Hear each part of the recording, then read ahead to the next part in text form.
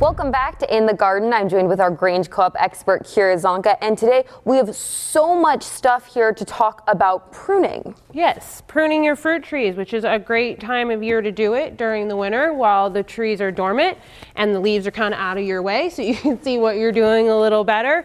We got a lot of nice pruning tools with us today and a couple pruning books, which are always nice to have around as well.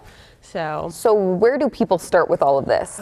You know, it is kind of hard, big thing to jump into and just start off, but it's kind of basic structure of the tree is one thing to really learn about. So your apples and pears go off of one main or central leader and all of their secondary branches coming off of that. We recommend about 10 to 20% of the canopy taken off depending on maturity.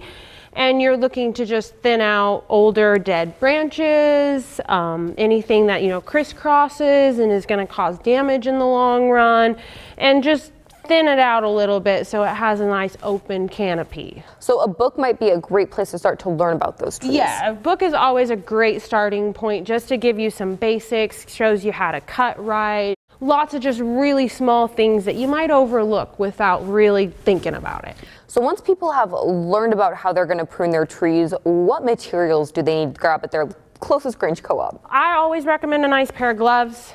They're really important. For one, it's cold out there, so they're going to help keep your hands warm. It's also going to help keep you protected from any little nicks or cuts or anything that might happen. And then your hand pruners, of course, are a basic must-have in the garden. I, feel like I'm naked without mine kind of thing.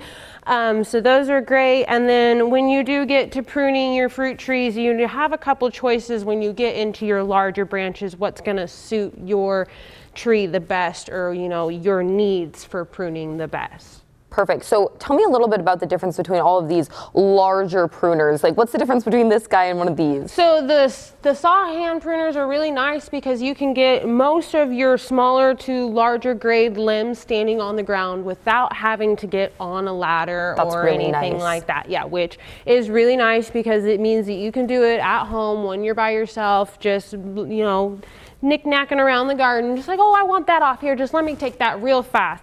These are for some of the bigger, heavier style branches that you might have to get up there in the ladder and kind of go after a little bit more, but always great to have around too, because some of the lower branches, like your dwarf trees and stuff like that, have some thicker limbs that you need to take off. Well, Kira, thank you so much for joining us in the garden, and if you have any questions about what you need to get for your next pruning project, you can head to your closest Grange Co-op and talk to an expert like Kira. Thanks for joining us. We'll see you next time.